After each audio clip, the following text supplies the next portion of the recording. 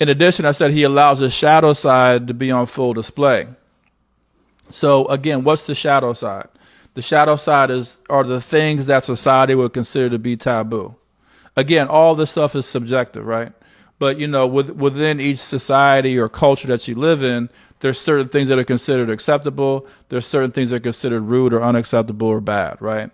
And so the things that are considered to be bad are considered to be the shadow sides of behavior, right? So, for example, if they consider to be, murder to be something that is a negative thing, then that would be under the shadow side of you, or somebody who, utilizes, lethal means to get things done, right? So again, when you're in your dark masculine phase, when you're in that persona or that archetype, you don't really care what society says in terms of, how you function. You're going to utilize the things that are assets to you. And even if society says, well, you shouldn't do this or that's bad or whatever, you really don't care, right? So you move beyond the veil of, being shamed for your capabilities and the things that you do well.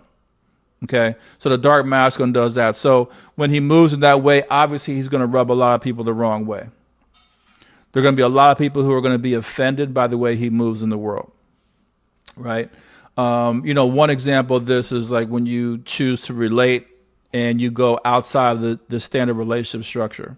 So if you decide to, for example, to not date monogamously and have some other structure, then that's going to be considered, dark in the world, or it's going to be considered a shadow expression.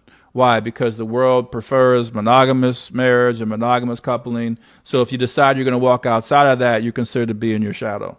So a man who walks inside that without shame or blame, that's somebody who's embracing what's considered to be his shadow side, but really it's just his truth.